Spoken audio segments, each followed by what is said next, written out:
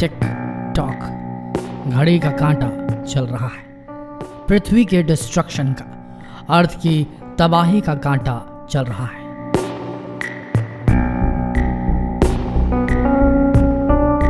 एक तरफ महामारी ने पूरी दुनिया को अपने आगोश में ले लिया है, तो दूसरी तरफ फिलिस्तीन इजराइल आपस में भिड़े पड़े और ऐसी बहुत सी समस्याएं हैं। रशिया को अमेरिका पसंद नहीं है, भारत को चीन से प्रॉब्लम है और चीन को भारत पे किसी तरीके से उसके नॉर्थ ईस्ट वाले इलाके पे कब्जा करना है।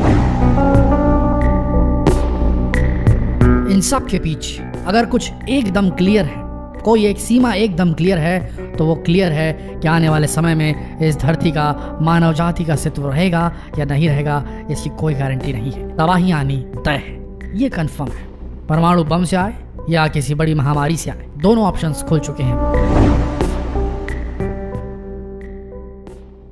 एक समय था जब लोग कहते थे कि परमाणु हमला होगा तब एक देश खत्म हो जाएगा और फिर ये परमाणु युद्ध का दायरा जो है वो बढ़ता जाएगा और पूरी दुनिया को लील जाएगा। लेकिन अब जब से ये महामारी निकली है चीन से, तो लोगों ने इस नए तरीके के वॉर को समझना शुरू कर दिया है, बायोकेमिकल वॉरफेयर। ये सब सामान है तबाही का दोस्तों, और आने वाले समय में कब ये सामान अनपैक हो जाएगा, अनलोड हो जाएगा, कब ये पेलोड पूरी तरीके से धरती को टच कर जाएगा और विस्फोट हो जाएगा, ये कहना मुश्किल है। बस इतना जान लीजिए, जब तक ये नहीं हुआ है तब तक ही सांसें चल रही है मानव जाति की और इंसानी सभ्यता की।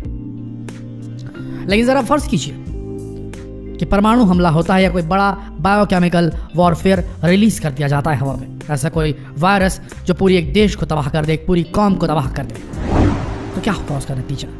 अगर ऐसे लगातार हथियारों को हर देश एक दूसरे पर दागने लगा, तो क्या कोई एक ऐसा देश है जो बच सकता है? क्या इस धरती पर एक भी ऐसा देश है जो इस तबाही को विथस्टैंड कर पाएगा, उसे झेल कर बच जाएगा, सर्वाइव कर जाएगा? क्या है कोई ऐसा देश जो इस प्रकार के हमले को, चाहे परमाणु हो या केमिकल वॉरफेयर हो, उसे हैंडल करने में सक्षम है? बने रहिए इस वीडियो के अंत तक, क्योंकि एक देश है ऐसा। कौन सा है ये अब आप जानेंगे। विनाश में भी एक ऐसा देश है जो बच जाएगा। जी हाँ, सिर्फ एक देश। अब आप कहेंगे कि अगर तीसरा विश्व युद्ध हुआ तो रूस और अमेरिका एक दूसरे के आमने सामने आ जाएंगे। ये दोनों ही दुनिया के सबसे ताकतवर देश हैं और सबसे ज्यादा न्यूक्लियर पावर भी इन्हीं के पास है। तो यही देश है और उनके कुछ नेता बच पाएंगे। जी, ये तो सच है कि ये दोनों देश ही सबसे ताकतवर देश हैं और पूरा विश्व इन दोनों के गुटों में बटा हुआ नजर आता है। लेकिन आज लगभग हर देश के पास अपने न्यूक्लियर बॉम्ब हैं। जिनके पास नहीं है वो लगातार इन्हें बनाने की कोशिश में जुटे हुए हैं। लेकिन क्या आपको पता है कि पूरी दुनिया में कुल मिलाकर 15,000 न्यूक्लियर बॉम्ब्स हैं जो पूरी मानव सभ्यता को नष्ट करने के लिए काफ़ी है। लेकिन इस विनाश लीला में भी एक ऐसा देश है जो खुद को बचा पाने में सक्षम है, और वो ना अमेरिका है और ना ही रूस है। एक ऐसा देश है जो है तो छोटा, पर अगर कोई परमाणु हमला होता है तो यहाँ के लोग पूरी तरह सुरक्षित रहेंगे। बड़ा से बड़ा परमाणु बम भी इनका बाल बाका नहीं कर सकता। सोचिए आखिर कौन सा देश होगा जो इतना सुरक्षित है। अच्छा चलिए, हम आपको कुछ हिंट देते हैं। ये दुनिया का सबसे सुंदर देश माना जाता है और आपने इसे यश राज बैनर की हर रोमांटिक फिल्म में देखा होगा। दिमाग घूम गया ना? क्योंकि इस हिंट से जो इमेज आपके सामने आ रही होगी वो इस न्यूज़ से मेल खाती नहीं लग रही होगी। तो जनाब, अब हम आपको ज़्यादा नहीं कंफ्यूज करना चाहेंगे। जानना चाहते हैं ये देश कौन सा है और ये कैसे अपने आप को परमाणु हमले से सुरक्षित रख सकता है? तो हमारे वीडियो को ध्यान से देखिए। दोस्तों, वो देश जो खुद को नष्ट होने से बचाने में सक्षम है वो है स्विट्जरलैंड। चौंक गए ना आप?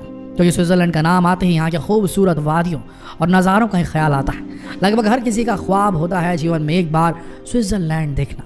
लेकिन ये खूबसूरत देश अपने आप में इतना मजबूत है कि अपने आप को किसी भी खतरे से बचाने में सक्षम है। ये सच है। कैसे, ये जानने के लिए वीडियो का पूरा देखिए। दोस्तों, स्विट्जरलैंड एक न्यूट्रल देश है। इसका मतलब है कि ये ना यूरोपियन यूनियन का सदस्य है, ईयू का भाग नहीं है ये, और ना ही नेटो से इसका कोई संबंध। और तो और 2002 तक तो स्विट्जरलैंड ने यूनाइटेड नेशन को ज्वाइन भी नहीं किया था। स्विट्जरलैंड एक बहुत ही शांति प्रिय देश है। यहाँ पिछले 200 साल से कोई भी युद्ध नहीं हुआ है, ना छोटा ना बड़ा। और शायद आपने कभी न्यूज़ में यहाँ कोई अशांति की न्यूज़ सुनी भी नहीं होगी, है ना? बड़ा रोचक। लेकिन इसका मतलब ये नहीं कि ये कोई कमज़ोर देश है। जी नहीं, ये दुनिया का 37वें नंबर का ताकतवर देश है। वैसे तो ये एक छोटा सा देश है जो इतना ताकतवर भी नहीं है, लेकिन ये देश अपने आप में बहुत सुरक्षित है। ये देश ना किसी दूसरे देश पर हमला करता है और ना कोई दूसरा देश इस पर हमले के बारे में सोचता है। अब आप सोच रहे होंगे कि इस देश में ऐसा क्या है कि इससे इतना भरोसा है कि परमाणु हमले से भी इस पर कोई प्रभाव नहीं पड़ेगा। चलिए जानने की कोशिश करते हैं। स्विट्जरलैंड दोनों तरफ से एल्प्स पर्वत और जूरा पर्वत से घिरा हुआ है। ये काफी ऊंची चोटियां हैं और ये पर्वत ही इसके लिए बाहरी कवच की तरह है जो इसे बाहर से पूरी सुरक्षा प्रदान करता है। लेकिन इसके बावजूद भी स्विट्जरलैंड ने अपने लिए हमले का एक प्लान तैयार करके रखा है जिसका नाम है स्विट्जरलैंड रीडाउट या नेशनल रीडाउट। स्विट्जरलैंड में इस प्लान के अंतर्गत हर युवा पुरुष को 175 दिन की आर्मी ट्रेनिंग करना आवश्यक है, जिसमें इन आर्मी की बेसिक ट्रेनिंग दी जाती है। इसके बाद वो आर्मी के लिए रिजर्व हो जाते हैं और उन्हें अपने घर में राइफल रखने की इजाज़त मिल जाती है। और एक ऐसी ताकत है जिस पर स्विट्जरलैंड क्या किसी भी देश को गर्व महसूस हो सकता है, क्योंकि कभी ज़रूरत पड़े तो कुछ घंटों में ही 2 लाख सैनिक तो खड़े के खड़े तैयार मिल जाएंगे। दोस्तों, अब यहाँ की एक और ख़ास बात जान लीजिए। यहाँ की सारी सड़कें रिमोट से कंट्रोल होती है। अगर कभी कोई दुश्मन सड़क रास्ते से आने का प्रयास करेगा तो सड़कों को ब्लास्ट करके रास्ता बंद किया जा सकता है। सुनने में अजीब लगेगा लेकिन ऐसा है। ये तो कुछ भी नहीं, इनके पास इतनी ताकत है कि बड़े बड़े पहाड़ों पर लैंडस्लाइड करवा के तहस नहस किया जा सकता है और सारे रास्तों को बंद किया जा सकता है। इसके अलावा एल्प्स पर्वत में ऐसे ऐसे बंकर जो दिखाई नहीं देते और ज़रूरत पड़ने पर किसी का भी सामना करने को तैयार है। आप सोच सकते हैं कि ऐसे कितने बंकर हो सकते हैं। 1-2 नहीं बल्कि पूरे 26,000 बंकर हैं जो सभी आधुनिक हथियारों से लैस हैं और दूर से तो नज़र भी नहीं आते। यहाँ के बंकर की डिज़ाइन भी बहुत अलग होती है, कहीं झोपड़ी जैसी तो कहीं चट्टान जैसी कि कोई भी धोखा खा जाए। सामने से देखने पर बिल्कुल किसी आम घर की तरह से दिखाई देने वाले ये बंकर यहाँ आने वाले दुश्मनों के लिए एक ना सुलझने वाले जाल के जैसे। यहाँ आने वाले दुश्मनों का हाल बिल्कुल मकड़ी के जाल में फंसे कीड़े जैसा हो जाएगा। वो एक बार उलझा तो निकल नहीं पाएगा। लेकिन इतनी कड़ी सुरक्षा होने के बाद भी ये बहुत ही शांति प्रिय देश है। यहाँ तक कि दोनों वर्ल्ड वॉर के समय यानी कि वर्ल्ड वॉर 1 और वर्ल्ड वॉर 2 के समय स्विट्जरलैंड एकदम न्यूट्रल ही रहा। और अब सबसे ज़रूरी बात जिसे जानकर आप भौचक रह जाएंगे, स्विट्जरलैंड के पास परमाणु बम की हालत में अपनी पूरी जनसंख्या को शेल्टर में रखने की क्षमता है। और ये शेल्टर इतने बड़े हैं कि स्विट्जरलैंड अपनी आबादी के 114% लोगों को अपने अंदर पनाह दे सकता है। इसका मतलब अगर स्विट्जरलैंड चाहे तो अपने देश के अलावा दूसरे देश के लोगों को भी पनाह दे सकता है अगर परमाणु हमला हुआ तो। और इन शेल्टर्स में थोड़े बहुत नहीं बल्कि पूरे 6 महीने तक रहने की सारी सुविधाएं मौजूद हैं। इन सब के अलावा यहाँ के घर भी इस तरीके से बनाए जाते हैं कि वो परमाणु हमले को सह सके। अगर कभी यहाँ हमला होता भी है तो ये लोग अपने साथ अपने दोस्तों को भी परमाणु हमले से बचा सकते हैं। परमाणु युद्ध एक ऐसी सच्चाई है जिससे हम क्या कोई भी आंखें नहीं मूंद सकता।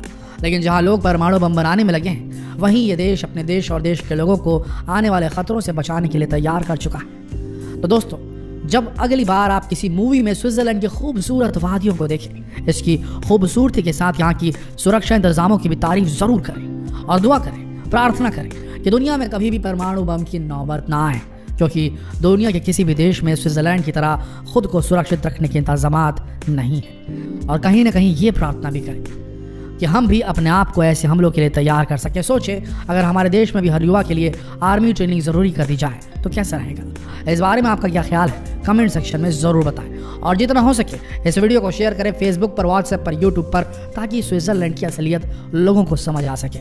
मिलते हैं अगले वीडियो में, तब तक के लिए इस वीडियो के अंत तक बने रहने के लिए आप सबका तहे दिल से शुक्रिया।